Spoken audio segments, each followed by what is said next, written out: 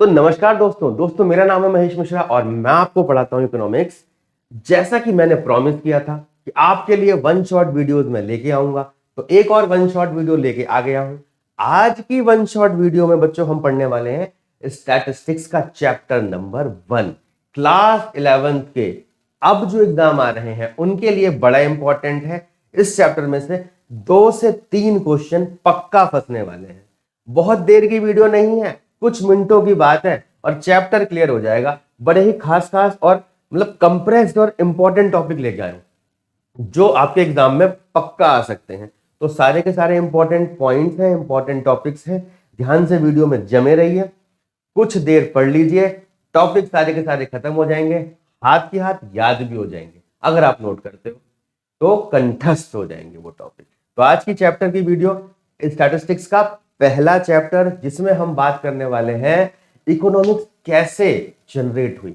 बच्चों, अगर आपके दिमाग में एक क्वेश्चन छोड़ा जाए कि what do you mean by statistics, तो सबसे पहले क्या आता है? तो अगर मैं आपको ना इसका हिंदी मीनिंग बताऊं तो आप बड़े आराम से समझ पाओगे। स्टैटिस्टिक्स को हिंदी में क्या कहते हैं? सांख्यिकी।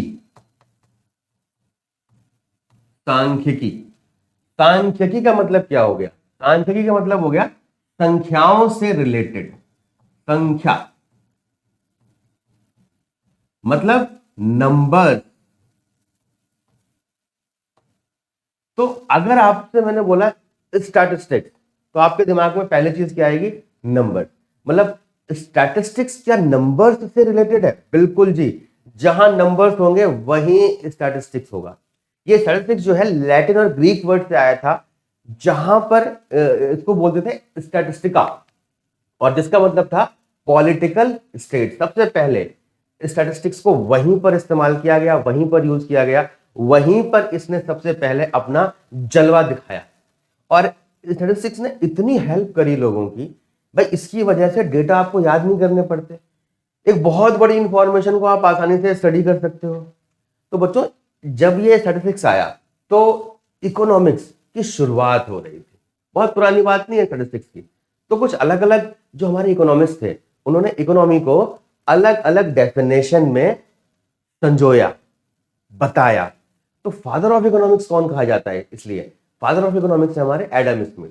सबसे पहले इकोनॉमिक्स की डेफिनेशन जो वेल्थ से रिलेटेड है वो एडम स्मिथ ने दी थी। तो आज हम सबसे पहले शुरुआत करते हैं इकोनॉमिक्स के डिफरेंट डिफरेंट डेफिनेशन से। 4 साइंटिस्ट, साइंटिस्ट बोल रहा हूं मैं इनको, इकोनॉमिस्ट सॉरी। तो 4 इकोनॉमिस्ट थे। पहले एडम स्मिथ जी, मार्शल जी, लॉनियन, लर्नल रॉबिन्सन और सैमुअल। रॉबिन्सन जी को मैं केवल रॉबिन्सन बोलूंगा, इनका लायोनेल थोड़ा सा हिल जाता है, ट्विस्ट टंग हो जाती है भाई। तो इन्होंने डेफिनेशन दी वेल्थ वाली। इन्होंने बोला इकोनॉमी को all about wealth, wealth of nation, इनकी बुक भी थी। फिर मार्शल जी ने क्या बोला? वेलफेयर डेफिनेशन दी इन्होंने। इन्होंने बोला कि economics is all about welfare. इन्होंने बोला scarcity, economics means arrangement of scarce resources. इन्होंने बोला कि इकोनॉमी का मतलब होता है ग्रोथ करना हमारी कंट्री का, और एक बार ग्रोथ कर रहे हो तो आप करंट जनरेशन और फ्यूचर जनरेशन दोनों का आपको ध्यान रखना है रिसोर्सेज को यूटिलाइज करते टाइम। तो अलग अलग इकोनॉमिस्ट ने अलग अलग डेफिनेशन हमारी दी है। ये कब कब आए थे, इन्होंने क्या क्या डेफिनेशन दी थी, आओ जरा इसके बारे में बात करें। सबसे पहले बात कर रहे हैं बच्चों एडम स्मिथ जी के बारे में। एकदम जज वाली ड्रेसअप हुआ है इनका, एकदम स्मार्ट से लग रहे हैं, जैसे जज लोग नहीं पहनते थे। कितने सुंदर बाल हैं हमारे। तो 1723 से लेके 1790 तक इनका जीवन काल था। इन्होंने क्या डेफिनेशन दी? इन्होंने बड़ी ही प्यारी और easy definition the. Economics is the science of wealth. यहां पर वेल्थ का मतलब क्या? वेल्थ का मतलब है जितने भी हमारे इकोनॉमी के पास रिसोर्सेज हैं वो सब वेल्थ का पार्ट होते हैं। वेल्थ में सिर्फ और सिर्फ मनी नहीं आता, वेल्थ में सारे के सारे जितने भी आपके पास रिसोर्सेज हैं उन सबको काउंट किया जाता है, वो वेल्थ का पार्ट होता है। तो इन्होंने बोला कि आपके पास जितनी भी संपत्ति है, वो संपत्ति को स्टडी करना, उस संपत्ति को मैनेज करना, उस संपत्ति को ऐसे यूज करना कि आपकी सारी जरूरतें पूरी हो जाएं और बाद में उस संपत्ति को और बढ़ाना, यही इकोनॉमिक्स है। एडम स्मिथ जी ने ऐसा कहा। तो बहुत पहले इन्होंने इतना सोचा, ये बहुत बड़ी बात है, 1700 शताब्दी में। फिर आए हमारे मार्शल जी, इन्होंने बोला कि भाई थोड़ा सा और बढ़ाना पड़ेगा इस डेफिनेशन को, इसमें सब कुछ इंक्लूड नहीं हो रहा। जैसे जैसे टाइम बीतता गया ना बच्चों, इकोनॉमिक्स का जो एरिया है ना वो वास्ट होता गया और नई नई रिक्वायरमेंट्स हमारे सामने आती रही, क्योंकि हमारा स्केल ऑफ ऑपरेशन बढ़ता चला गया, नई नई चीजें हम लोग बनाने लग गए, नई नई एक्टिविटीज हम लोग करने लग गए, बिजनेस के स्केल इतने इंक्रीज हो गए, तो हमें डेफिनेशन भी चेंज करनी पड़ी, इंप्रूव करनी पड़ी। तो मार्शल जी ने क्या बोला, ये आए थे बच्चों 1842 में, मतलब इनके काफी टाइम के बाद। तो इनकी डेफिनेशन देख लो 100 साल से भी ऊपर चल रही है, अभी तक लोग इनकी डेफिनेशन का हवाला देके बहुत सारे कॉन्सेप्ट को और पीएचडी स्कॉलर्स वगैरह क्लियर करते हैं। According to Alfred Marshall, economics is a study of man. यहां पर थोड़ा सा गलत कह रहे हैं, यहां पर मैन सिर्फ मैन की बात नहीं हो रही है, मैन का मतलब यहां पर मैन वुमेन सब है, ये बिल्कुल पार्शियलिटी नहीं करते थे, इक्वल पर्सन थे, एकदम सबको बराबर नजर से देखते थे। तो यहाँ मैन एंड वुमेन बोथ मान लो, आप लिखा मैन है डेफिनेशन में, आप डेफिनेशन चेंज कर नहीं सकते, इसलिए वही डेफिनेशन लिखनी पड़ेगी। तो economics is the study of man in the ordinary business of life, it enquires how he get his income and how he uses it. इनकी जो मार्शल जी की डेफिनेशन थी ना, देखो अगर समरी देखें तो मार्शल जी की डेफिनेशन कंसंट्रेटेड किस पे थी, वेलफेयर डेफिनेशन पे। मतलब ये बात कर रहे थे कि कोई पर्सन कैसे पैसा कमाने वाला है और वो उस पैसे को कैसे यूज करने वाला है अपनी वेलफेयर के लिए।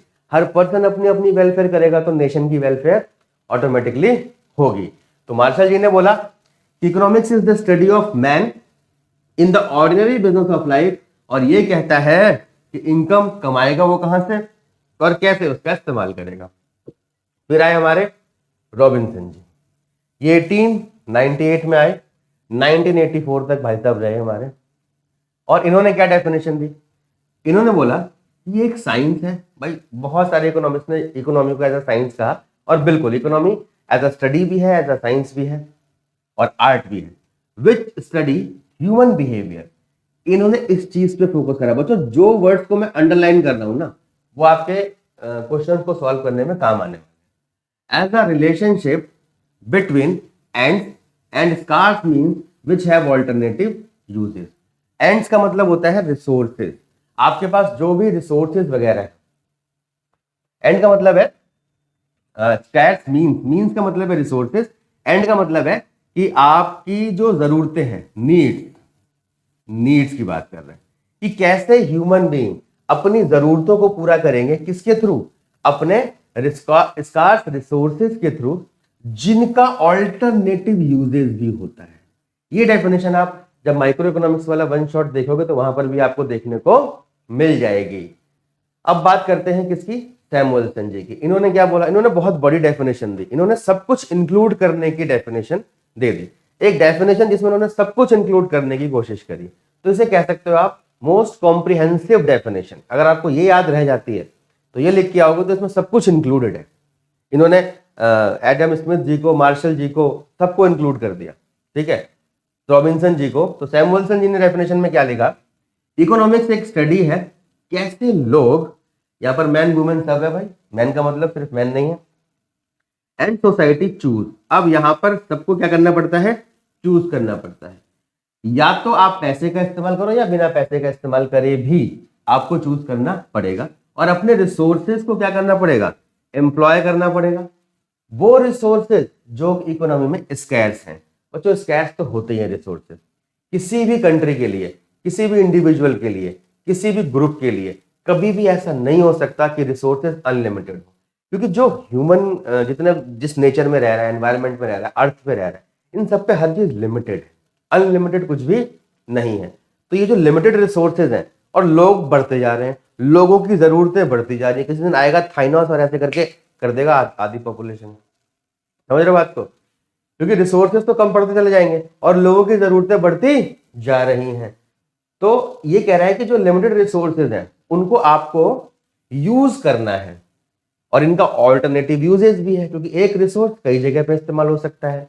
Have alternative uses to produce various commodities over time and distribute them. अब आपको प्रोडक्शन करना है और फिर उस प्रोडक्शन को सही जगह पे पहुंचाना भी है, और उसे आपको कंज्यूम करना है अपनी जरूरत को पूरा करने के लिए। एंड इन द फ्यूचर, और ऐसा नहीं है कि आपको सिर्फ आज की जरूरत पूरी करनी है, आपको उन रिसोर्सेस को कंजर्व भी करके रखना है, ऐसे इस्तेमाल करना है कि आगे आने वाली जनरेशन भी आपके उन रिसोर्सेस को यूटिलाइज कर पाए। क्योंकि अगर आप आज सब कुछ खत्म करके चले गए, आज आपने सारा पानी गंदा कर दिया, आज आपने सारा पेट्रोल खत्म कर दिया, आज आपने सारा कोयला यूज कर दिया, तो आपके आने वाली जनरेशन, आपके बच्चे और उनके बच्चे क्या कहेंगे कि हमारे पूर्वज हमारे लिए क्या कर गए, सब कुछ बर्बाद करके चले गए, देश को उन्होंने गड़क में डाल दिया, बेकार कर दिया। ठीक है जी। Various people and groups of society, तो फ्यूचर के लिए भी बचा के रखना। बात समझ में आ गई बच्चों? तो ये है हमारी 4 डेफिनेशन 4 इकोनॉमिक्स के द्वारा, एडम स्मिथ, मार्शल, रॉबिन्सन और सैमुअल्सन। तो इन 4 डेफिनेशन में से कोई भी डेफिनेशन आ सकती है, आपको कीवर्ड्स याद रखने हैं बच्चों। सबसे पहले एडम स्मिथ में वेल्थ याद रखना, जो मार्शल जी हैं इसमें क्या याद रखोगे आप? इनकम, इनकम, या फिर ये वेलफेयर के बारे में बात कर रहे थे तो वेलफेयर की याद रखना इनकी। फिर आ गए अगले, इनमें human behaviour, means, and means और ऑल्टरनेटिव यूजेस की बात करी थी इन्होंने, और इन्होंने तो सब कुछ बोल दिया था। तो जिसमें सब कुछ इंक्लूसिव आ जाए वो समझ लेना कि सैमुअल्सन की डेफिनेशन है। टॉम क्रूज टाइप के लग रहे हैं हमें। अब वाई वी स्टडी इकोनॉमिक्स, हम क्यों पढ़ रहे हैं इकोनॉमिक्स, क्यों जरूरत है इकोनॉमिक्स की हमें, ये बड़ा जानने वाला पॉइंट है बच्चों। इकोनॉमिक्स की स्टडी की जरूरत इसलिए है, अगर हम इकोनॉमिक्स की स्टडी नहीं करेंगे तो हम ये समझ नहीं पाएंगे, ये जान नहीं पाएंगे कि जो हमारे स्कार्स रिसोर्सेज हैं, जो हमारे कम रिसोर्सेज हैं, हम उनको कैसे यूटिलाइज करें अपनी मैक्सिमम वांट को सेटिस्फाई करने के लिए। भाई आपके पास पैसे कम है बट आपको जरूरतें अपनी बहुत सारी पूरी करनी है, तो आपको चूज करना पड़ेगा ना कौन कौन सी जरूरत मेरे लिए सबसे इंपॉर्टेंट है। ऐसी एक नेशन है, उसको वेलफेयर करनी है, पूरे वर्ल्ड में नंबर 1 पे बनना है, पूरे वर्ल्ड में ग्रोथ सबसे अच्छी करके दिखानी है, तो उसको भी अपने अवेलेबल रिसोर्सेज को ऐसे यूज करना पड़ेगा कि वो नंबर 1 रहे और सबसे ज्यादा आउटपुट प्रोड्यूस करके दिखाए, सबसे ज्यादा वेलफेयर करके दिखाए, सबसे ज्यादा उसकी इकोनॉमिक एक्टिविटीज अच्छी हो। हाँ, ये सब अभी आगे आने वाला है। तो economics is study because it enable अस, ये हमें समझा देता है। क्या समझाता है? कि भाई कैसे कैसे इकोनॉमी के एस्पेक्ट्स को यूज किया जाएगा और कैसे कैसे अपनी प्रॉब्लम को सॉल्व किया जाएगा, और गवर्नमेंट कैसे कैसे अपनी पॉलिसीज बनाएगी जिससे इकोनॉमी ग्रो कर सके। हाउएवर द मेन रीजन, ये देखो मेन रीजन, इसके ऊपर भी क्वेश्चंस आ सकते हैं। Main reason for the study of economy can be simplified in a single word, that is scarcity. अगर ये स्कार्सिटी की समस्या ना होती बच्चों, तो हमें इकोनॉमिक्स को इतना ज्यादा डीप में स्टडी करने की जरूरत ही नहीं पड़ती, क्योंकि जब कमी ही नहीं है किसी चीज की तो प्रॉब्लम नहीं आएगी, और प्रॉब्लम नहीं आएगी तो सोल्यूशन निकालने की जरूरत ही क्या है। तो बच्चों क्योंकि रिसोर्सेज स्कैर्स हैं, कम है, इसीलिए प्रॉब्लम आती है, और उस प्रॉब्लम का सॉल्यूशन निकालने के लिए हम लोग पढ़ते हैं इकोनॉमिक्स। बात समझ में आती है? बहुत बढ़िया। In other word, human wants are greater than the available resources, वही उसने बात कही है। So there is a need to allocate these scarce resources for the satisfaction of never-ending human wants. जो जरूरतें हैं वो never ending है। Hence, economics is concerned with the selection of resources under condition of scarcity.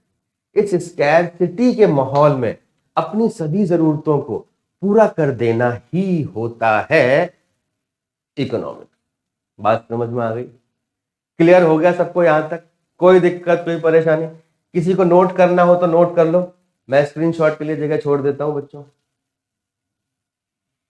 चलो जी, अब note कर लिया होगा, स्क्रीनशॉट ले लिया होगा आपने। अब चलते हैं अगले पॉइंट, ह्यूमन एक्टिविटी। भाई जो इकोनॉमी है वो किस पे डिपेंड करती है?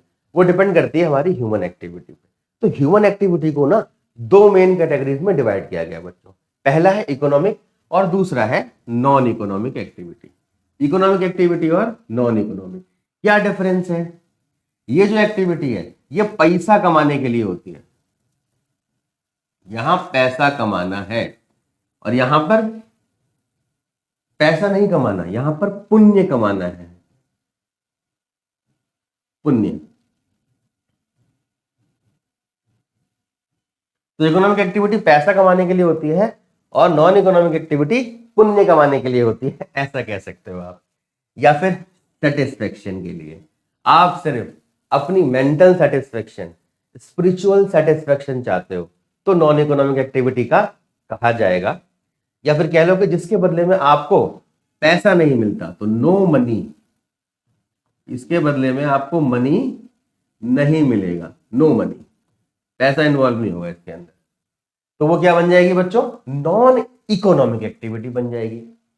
आप कहना चाह रहे हो कि भाई अगर चलो इसको थोड़ा और डिटेल में पढ़ें, तो आओ जरा डिटेल में चलते हैं कि इकोनॉमिक एक्टिविटी क्या होती है और इकोनॉमिक एक्टिविटी के पॉइंट्स क्या होते हैं। तो बच्चों इकोनॉमिक एक्टिविटी में ना मेन 3 चीजें हमें करनी होती हैं, मेन 3 चीजें। पहला, तो इकोनॉमिक एक्टिविटी में पहली चीज क्या हो गई बच्चे, प्रोडक्शन, प्रोडक्शन एक्टिविटी, इसके आगे एक्टिविटी भी लिख सकते हो आप।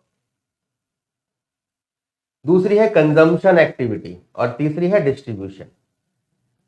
तो प्रोडक्शन में क्या करना होता है, प्रोडक्शन में देखना होता है हमें कि क्या प्रोड्यूस करें, production of goods and services, production of goods and services. बच्चों ये पहली इकोनॉमिक एक्टिविटी है जिसके अंदर क्या किया जाएगा, गुड्स और सर्विसेज का प्रोडक्शन किया जाएगा। भाई इकोनॉमी में अगर प्रोडक्शन नहीं होगा, अगर इकोनॉमी के अंदर प्रोडक्शन नहीं है तो लोग दूसरी एक्टिविटी तक पहुंच नहीं सकते, और अगर दूसरी एक्टिविटी नहीं होगी तो पहली वाली का कोई फायदा ही नहीं है। तो ये दोनों एक्टिविटीज जो है एक दूसरे से रिलेटेड है, जरूरी है। Production of goods and services is the most important activity, और ये इंपॉर्टेंट एक्टिविटी क्यों की जा रही है, ये की जा रही है पैसा कमाने के लिए। एक प्रोड्यूसर किसी चीज को प्रोड्यूस करेगा तो मार्केट में उसे क्या करेगा, सेल करेगा और उससे पैसा कमाएगा। तो यहां पर पैसा इन्वॉल्व हो गया, that is the reason it is economic activity. और प्रोडक्शन, कंजम्पशन और डिस्ट्रीब्यूशन, ये 3 बैकबोन है। अगर ये एक्टिविटीज प्रॉपर तरीके से चलती रहेंगी तो हर इकोनॉमी ग्रो करती रहेगी, ग्रो करती रहेगी और ग्रो करती रहेगी। कंजम्पशन के अंदर क्या होता है, यहां पर कंज्यूमर जो है कंज्यूम करता है किसको, गुड्स एंड सर्विसेज को। अच्छा, गुड्स और सर्विसेज में डिफरेंस बता दूं मैं आप लोगों को। 11th क्लास के बच्चे हैं आप, छोटी छोटी चीजें शायद आपको ना पता हो, और कुछ चीजें अगर रह जाए, आपको लग रहा है कि सर ये वाला वर्ड आपने एक्सप्लेन नहीं किया ठीक से, तो बच्चों कमेंट सेक्शन है नीचे, कमेंट करके बता देना कि सर ये वाली बात को जरा दोबारा एक्सप्लेन कर दो। आई विल एक्सप्लेन, मैं आ जाऊंगा उस बात को एक्सप्लेन करने के लिए, वहीं पर आपको क्लियर कर दूंगा उस चीज को। Production of goods and services, मतलब गुड्स का मतलब होता है फिजिकल चीजें जो आप कंज्यूम करते हो। जैसे ये एक मार्कर मैं यूज कर रहा हूँ, गुड है। ये बोर्ड जिससे मैं आपको पढ़ा रहा हूँ, गुड है। आप कुछ खाते हो तो वो गुड है। लेकिन सर्विस, जैसे एक डॉक्टर आपका इलाज कर रहा है, दैट इज योर सर्विस। ये क्या है बच्चों, ये आप सर्विस ले रहे हो। आप किसी इंजीनियर से कोई काम करवा रहे हो, मतलब प्रोफेशनल आप कोई वर्क ले रहे हो, तो दैट इज कॉल्ड सर्विसेज। आप टीचर से पढ़ाई कर रहे हो, आप स्कूल जाते हो, स्कूल में फीस देते हो, तो वहां से आप क्या अर्न कर रहे हो, सर्विस ले रहे हो। तो कंजम्पशन में आप गुड्स को भी कंज्यूम करते हो और सर्विसेज को भी कंज्यूम करते हो। तो प्रोडक्शन और कंजम्पशन समझ में आ गया। तीसरा होता है डिस्ट्रीब्यूशन। ये डिस्ट्रीब्यूशन किस लिए होता है और कैसे काम करता है बच्चों, जब आपको प्रोडक्शन करना होता है तो आपको मेनली 4 फैक्टर्स चाहिए होते हैं। कौन कौन से 4 फैक्टर हैं वो, लैंड, लेबर, कैपिटल और एंटरप्रेन्योर, या फिर इसको आप एंटरप्रेन्योरशिप भी कह सकते हो। लैंड, लेबर, कैपिटल और एंटरप्रेन्योर। अब ये जो जमीन जिसने अपनी दी है, उसको उसके बदले में कुछ रिटर्न चाहिए होगा, क्योंकि इकोनॉमिक एक्टिविटी कर रहा है, फ्री में नहीं दे रहा। जो लेबर आपके यहाँ मेहनत कर रहा है, उसको भी उसके बदले में कुछ चाहिए होगा। जो इसने कैपिटल लगा रखा है, जो ओनर है, उसने अपना पैसा लगा रखा है, उसे भी कुछ चाहिए होगा। और जिसने रिस्क लिया है इस सारे बिजनेस का, उसको भी कुछ ना कुछ रिटर्न चाहिए होगा। तो ये जो फैक्टर्स और प्रोडक्शन इस्तेमाल हुए, लैंड, लेबर, कैपिटल, एंटरप्रेन्योरशिप, जब इनको इसके बदले में रिटर्न दिया जाता है तो उसे कहते हैं डिस्ट्रीब्यूशन। भाई आपको ये दे दिया, आपको ये दे दिया, आपको ये दे दिया, आपको ये दे दिया, दैट इज कॉल्ड डिस्ट्रीब्यूशन। तो लैंड को उसके बदले में क्या मिल जाता है बच्चों? रेंट रिसीव हो जाता है। लेबर को उसके बदले में वेजेस एंड सैलरीज मिल जाती हैं। कैपिटल को उसके बदले में इंटरेस्ट रिसीव हो जाता है। और जो एंटरप्रेन्योर जो रिस्क लेता है उसे क्या मिलता है? उसे मिलता है प्रॉफिट, क्योंकि जो रिस्क लेगा असली रिस्क वही करेगा, तो उसे क्या मिलेगा जी? प्रॉफिट मिल जाएगा। तो ये 3 तरह की एक्टिविटीज है, प्रोडक्शन, कंजम्पशन और डिस्ट्रीब्यूशन, जो मेन 3 इकोनॉमिक एक्टिविटी का पार्ट है। आगे चले, आगे important terms on economic activity. ये कुछ टर्म्स को समझ लो, जो मैंने आपको डेफिनेशंस लिखवाई थी अभी, जो मैंने शॉर्ट में बताया था, उसको प्रॉपर डेफिनेशन में लिख लो और उनका मतलब जान लो। मैंने अभी बात करी थी कंजम्पशन की, तो कंजम्पशन करेगा कौन? कंजम्पशन करेगा बच्चों कंज्यूमर। प्रोडक्शन करेगा कौन? प्रोडक्शन करेगा प्रोड्यूसर। और डिस्ट्रीब्यूशन, तो प्रोड्यूसर जो भी सर्विस प्रोवाइडर वगैरह हैं, सर्विस होल्डर और सर्विस प्रोवाइडर हैं, उन तक पैसा डिस्ट्रीब्यूट हो जाएगा। तो वो टर्म ये वाली हो गई। आओ जरा इन चारों टर्म के बारे में डिटेल में पढ़ते हैं। पहला, कंज्यूमर वो पर्सन है जो कंजम्पशन करता है गुड्स एंड सर्विसेज का, और उसका मेन मोटिव क्या होता है? उसका मेन मोटिव होता है अपनी सेटिस्फेक्शन लेना, मतलब संतुष्टि प्राप्त करना। मुझे भूख लग रही है, मैं खाना खाऊंगा, तो मैं कंजम्पशन एक्टिविटी कर रहा हूं। मेरा घूमने जाने का मन कर रहा है, मैंने गाड़ी निकाली और मैं घूमने चला गया, तो मैं कंजम्पशन एक्टिविटी कर रहा हूं। बात समझ में आई? तो consumer is one who consume goods and services for the satisfaction of his want. अपनी जरूरत को पूरा करने के लिए अगर कोई काम किया जाएगा तो वो कंजम्पशन है। मैं बीमार हूं, डॉक्टर के पास गया, डॉक्टर साहब जरा नब्ज देखो मेरी, इलाज कर दो मेरा, तो मैं भी क्या ले रहा हूं? डॉक्टर की सर्विसेज को कंज्यूम कर रहा हूं। डॉक्टर ने मेरा चेकअप वेकअप करा, टेस्ट वेस्ट कराया, बोल दिया जी आपको कोई बीमारी नहीं है, आप ठीक हो, रात को सोने के बाद और सुबह उठने से पहले ये दवाइयां खा लेना और आप ठीक हो जाओ। मैं भी घर आया और मैंने बहुत कोशिश करी दवाई खाने की, बट मैं खा नहीं पाया। चलो जी, producer. A producer is one who produces goods and service. Producer दोनों है, जो फिजिकली माल को बना रहा है वो भी प्रोड्यूसर है, और जो सर्विसेज दे रहा है वो भी प्रोड्यूसर है। और इनका मेन मोटिव क्या होता है? पैसा कमाना, पैसा कमाना। सर्विस होल्डर, ये कौन होते हैं?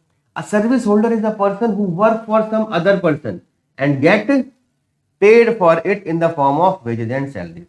तो सर्विस होल्डर मतलब जो सर्विस देने वाला है। जब एक पर्सन दूसरे पर्सन के लिए काम करेगा और उसके बदले में उसका पैसा उसको रिसीव हो जाएगा, उसे कहते हैं सर्विस होल्डर। दूसरा, service provider.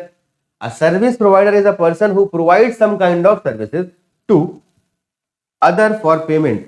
For example, lawyer service provider है, डॉक्टर सर्विस प्रोवाइडर है, बैंकर सर्विस प्रोवाइडर है, जियो, एयरटेल, ये सब क्या है बच्चों? ये सब आपको सर्विस प्रोवाइड कर रहे हैं, टेलीकम्युनिकेशन सर्विस प्रोवाइड कर रहे हैं आपको। तो बच्चों ये जितने भी लोग हैं ये सब क्या है? सर्विस प्रोवाइडर हो गए। एक बार इसका स्क्रीनशॉट लेना चाहो तो आप ले लो। स्क्रीन से बाहर चला जाता हूं मैं।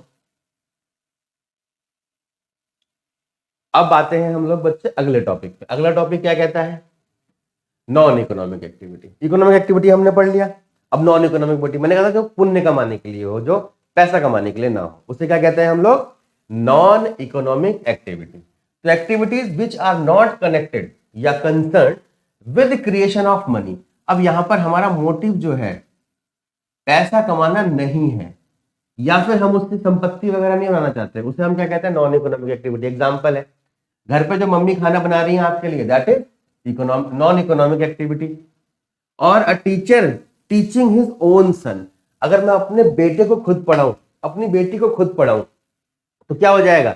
वो कोई नॉन इकोनॉमिक एक्टिविटी है, क्योंकि मैं अपने बेटे या अपनी बेटी से पैसा रिसीव नहीं कर रहा हूं बच्चों।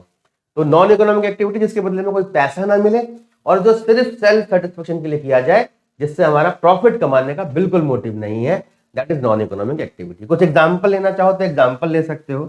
चैरिटेबल एक्टिविटी, जैसे ब्लड डोनेशन दे दिया आपने, किसी को खून दे दिया, तो ये अच्छा है। आपने फ्री में एजुकेशन देना शुरू कर दिया। भाई हम लोग आप लोगों को यूट्यूब पे कोशिश कर रहे हैं कि मैक्सिमम अच्छे से अच्छा कंटेंट दे सकें बच्चों, तो ये क्या है? ये क्या है बच्चों? नॉन इकोनॉमिक एक्टिविटी के अंदर आएगा, क्योंकि प्रॉफिट कमाना यहां पर कोई मोटिव नहीं है। Social activities like get together, attending parties. हाँ, अगर मैं आपसे पैकेज चार्ज करता हूं, जैसे कि हमारा एक पैकेज है जो हमारी केल्विन लाइफ ऐप है, जैसे कि आप देख रहे हैं केल्विन एक भरोसा है, तो हमने एक ऐप बनाई है बच्चों, रेड पेन नहीं है, इसको येलो कर देते हैं। हमने एक ऐप बनाई है जिसका नाम है केल्विन लाइफ, और इस ऐप पे आपका डेली टीपीपीज आ रही हैं, डेली क्लासेस हो रही हैं, और पूरे साल हम 11th का पूरा कोर्स कराने वाले हैं। और यहां पर सिर्फ और सिर्फ 3000 से लेके 4000 के बीच में, ये एक सब्जेक्ट की नहीं है पूरे साल की, ये ऑल सब्जेक्ट्स की पूरे साल की फीस हो गई है बच्चों। तो इतनी कम फीस में आप पूरे साल की पढ़ाई कर सकते हो, मतलब एक तरह से फ्री ऑफ कॉस्ट हो गया ये आपके लिए। और इस ऐप की सबसे खास बात, इस ऐप में एक डाउट इंजन फैसिलिटी है, जिसमें आप किसी भी मैथ के क्वेश्चन को फोटो खींचोगे ना, आपके पास सोल्यूशन आ जाएगा तरीके से। और इस ऐप पे आपको 24/7 टीचर्स मिलेंगे हेल्प करने के लिए। कोई भी डाउट आता है तो आपको वो डाउट पूछना है, और आपका जो पर्सनल टीचर्स हैं वो पर्सनली आपको मैसेज करके आपकी हेल्प करेंगे और उस डाउट को सॉल्व करवाएंगे। तो ये फैसिलिटीज दे रहे हैं हम आपको। ये इकोनॉमिक एक्टिविटी है, यहाँ पैसा चार्ज किया जा रहा है 3 से 4 हजार रुपए पूरे साल का, ऑल सब्जेक्ट्स का। तो ये इकोनॉमिक एक्टिविटी हो गई, ठीक है। Political activities perform by the different politician, इसको भी इन्होंने नॉन इकोनॉमिक एक्टिविटी में डाल दिया बच्चों, गलत बात है। अगर पॉलिटिकल पार्टीज पैसा ना लें, रिश्वत ना खाएं, घपले ना करें, तो मैं इनको नॉन इकोनॉमिक एक्टिविटी में डालना चाहूंगा।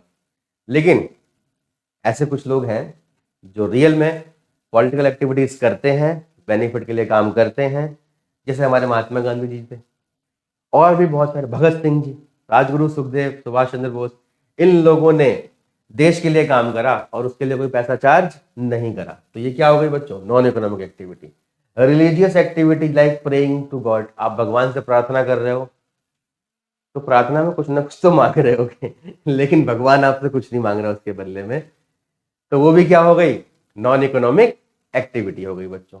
अब जरा कुछ और पॉइंट समझे जाए, या आप मुझे करके बताओ कि भाई ये कौन सी एक्टिविटीज के अंदर आता है, इसमें से कौन सा इकोनॉमिक एक्टिविटी है और कौन सा नॉन इकोनॉमिक एक्टिविटी है। मैं आपको 10 सेकंड का टाइम देता हूं, आप इस क्वेश्चन को रीड करें और बताएं मुझे कौन सा इकोनॉमिक है और कौन सा नॉन इकोनॉमिक एक्टिविटी है। बताओ जी, देख लिया आपने, पढ़ लिया? तो एक एक करके जरा इन पॉइंट्स को देखें। पहले बात करते हैं हम किसकी बच्चों, स्मिता।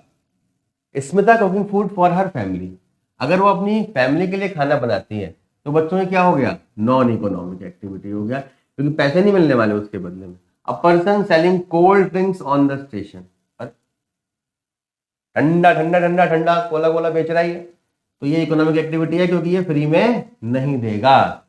अ student praying in temple for good marks in the test, ऐसा आप लोगों ने कभी किया है बच्चों? कमेंट में लिख के बताओ मुझे। एग्जाम से पहले बस भगवान इस वाले एग्जाम में पास करा दे, अगले वाले एग्जाम में पक्का मेहनत करूंगा। ऐसा कभी हुआ आप लोगों के साथ? मेरे साथ बचपन में बहुत होता था, जब मैं बहुत छोटी क्लासेस में था, 3rd 4th क्लास।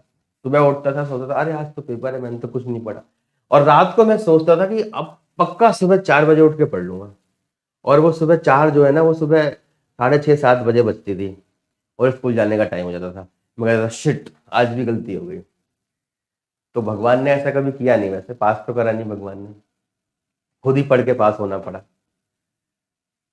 तो ऐसा नहीं था कि मैं एकदम डम्प बच्चा था, अगर मैं नहीं भी पढ़ता था तब भी मेरे 70-80% तो मार्क्स हमेशा आते ही थे, क्योंकि मैं रोज क्लास में ध्यान देता था, मैं हर लेक्चर को ध्यान से सुनता था।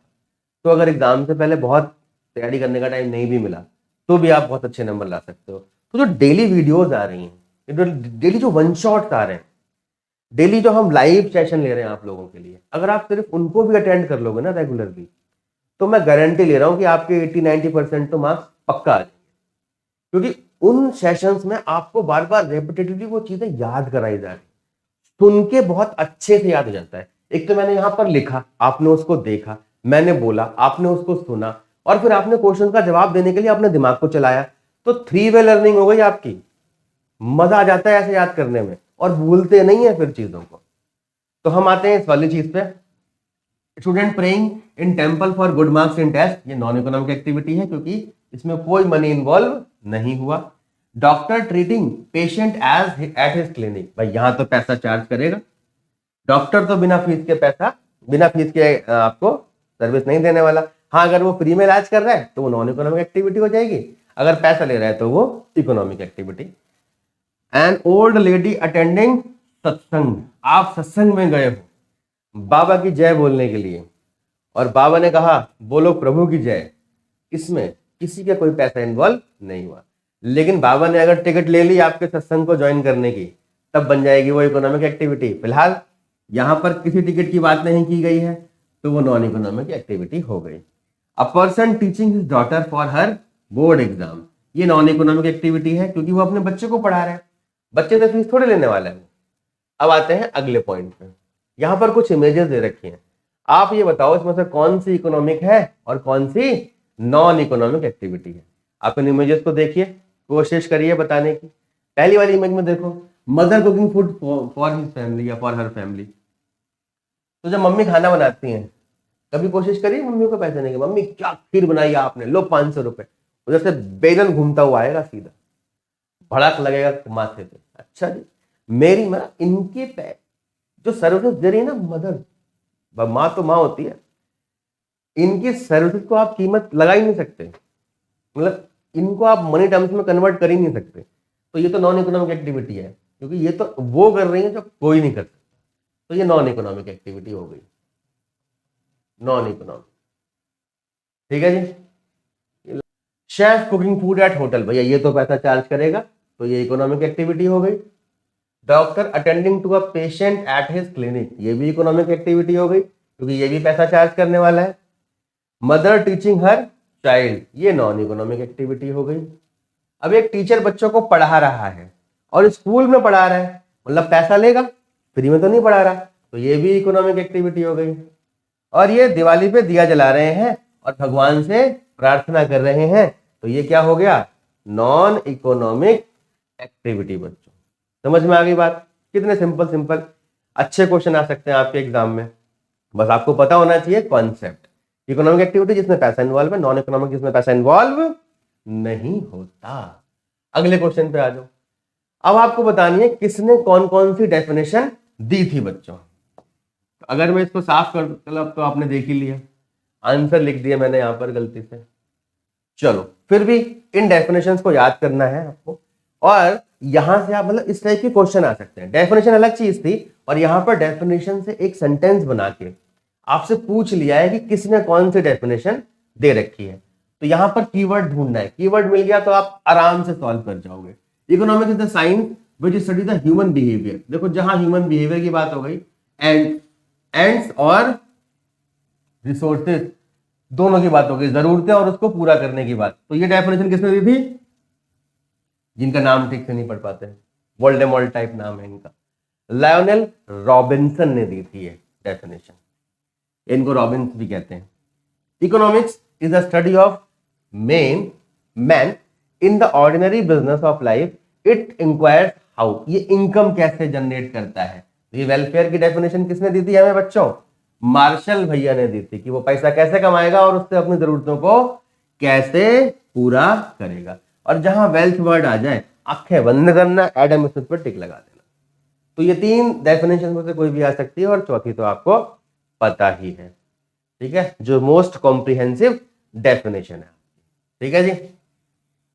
तो कौन कौन हो गए यहाँ पर, रॉबिन्सन हो गए, मार्शल हो गए और एडम स्मिथ हो गए। सैमुएल्सन वाली जो है वो लास्ट डेफिनेशन है आपकी, तो सैमुएल्सन में मोस्ट कॉम्प्रिहेंसिव सबको इंक्लूड कर दिया तो सैमुएल्सन बन जाएगा। क्लियर है? अगले क्वेश्चन पे चल सकते हैं बच्चों। अगला क्वेश्चन बनाया मैंने आपके लिए ट्रू और फॉल्स। आपको ये बताना है कौन सा सत्य है कौन सा असत्य है। एक बार आप उस क्वेश्चन को रीड करके देखिए, मैं जरा साइड हो जाता हूं। हाँ, अब आप देख सकते हो, देखो जी, देखिए कौन सा ट्रू है कौन सा फॉल्स है। आओ, scarcity definition of economics has been given by Adam Smith. लो जी, अभी तो हम करके आए हैं, जो वेल्थ वाली डेफिनेशन है वो दी थी एडम स्मिथ ने, तो बच्चों ये हो गया फॉल्स, गलत, हट ऐसे कर देंगे इसको। Production, consumption and distribution are the three main economic activity undertaken by every economy. बिल्कुल सत्य बात है एकदम। ये तीन मेन एक्टिविटी होती हैं जिनको इकोनॉमिक एक्टिविटी में कंसीडर किया जाता है, और किसी भी इकोनॉमी के लिए बहुत इंपॉर्टेंट है। अगर ये तीन एक्टिविटी ठीक से हो गई तो समझ लो जीवन सफल हो गया इकोनॉमी का। Alternative uses of resources is the root of all economic problem. नहीं, अभी हमने पढ़ा था मेन जो प्रॉब्लम है वो क्या है? स्कैरसिटी है। ऑल्टरनेटिव यूजेस प्रॉब्लम तो है, बट स्कैरसिटी की वजह से ही तो हमें मेन समस्या का सामना करना पड़ रहा है। इसलिए ये वाली बात क्या हो गई बच्चों? फॉल्स साबित हो गई। Service provider is a person who work for some other person for wages. देखो, अभी थोड़ी देर पहले ही हमने सर्विस प्रोवाइडर और सर्विस होल्डर में डिफरेंस पढ़ा था। देखो जी, अभी आपको आंसर याद हो जाएगा। कौन कौन थे? लास्ट में यहां सर्विस प्रोवाइडर के बारे में लिखा हुआ था। आ जाओ जी, मैं आपको दिखा देता हूं दोबारा से। कहां है हमारे सर्विस प्रोवाइडर? आ जाओ जी, आ जाओ जी, आ जाओ जी, कहां गए? ये रहे सर्विस प्रोवाइडर। सर्विस प्रोवाइडर वो पर्सन है जो आपको सर्विस देता है और उसके बदले में आपसे पैसा लेता है। वेजेस वाली बात तो सर्विस होल्डर के अंदर आती है, सर्विस प्रोवाइडर में नहीं आती है। इसका मतलब मेरे भाइयों और बहनों, ये वाली बात जो है वो गलत साबित हो जाती है। Non economic activity are undertaken without any expectation of monetary benefit. बिल्कुल सही कह रहा है, यहां पर पैसे का कोई बेनिफिट नहीं होता। Human activities are broadly divided as economic activity and non economic activities. ये भी एकदम सही बात कह रहा है। Charitable activity like blood donation camp is example of economic activity. बिल्कुल गलत कह रहा है, तो ये फॉल्स हो जाएगा। भाई चैरिटेबल एक्टिविटी होती है तो वो इकोनॉमिक नहीं होती, वो तो नॉन इकोनॉमिक होती है बच्चों। अगला क्वेश्चन देखो जी, इसमें से कौन सा ऑप्शन आपको लग रहा है कि आ सकता है? Dash is a person who buy good, और देखो सेटिस्फेक्शन की बात कर रहा है। बता दो जल्दी से जल्दी, सेटिस्फेक्शन की बात कर रहा है, क्या आंसर होना चाहिए इसका? में सेटिस्फेक्शन की अगर बात करेगा तो प्रोड्यूसर नहीं होगा, कौन होगा बच्चों? कंज्यूमर होगा। तो कंज्यूमर इज द पर्सन जो चीजों को कंज्यूम करता है अपनी सेटिस्फेक्शन के लिए। अब आते हैं अगले क्वेश्चन पे। भाई इन्हीं टॉपिक से रिलेटेड क्वेश्चन है। बताओ जी, कौन सी डेफिनेशन है यहां पर? कौन सी? Who express the view that economic is neutral between ends. इसका मतलब पहले पता होना चाहिए। ये न्यूट्रल बिटवीन एंड्स का मतलब क्या होता है? एंड्स का मतलब है, आप कह सकते हो येलो कलर लेते हैं, और न्यूट्रल का मतलब क्या है? येलो कलर ले लो। न्यूट्रल का मतलब है निल, मतलब इसकी कोई वैल्यू नहीं है, औकात नहीं है। किसके सामने? एंड्स मतलब वांट्स के सामने। तो वांट्स अनलिमिटेड है बच्चों। वांट्स क्या है? अनलिमिटेड है। और रिसोर्सेज जो है वो लिमिटेड है, इसलिए ये सभी की सभी वांट्स को पूरा नहीं कर पाते हैं। ये डेफिनेशन किसने बताई थी? तो ये डेफिनेशन बताई थी हमारे रॉबिन्सन भैया। तो Robinson is the correct answer of this question.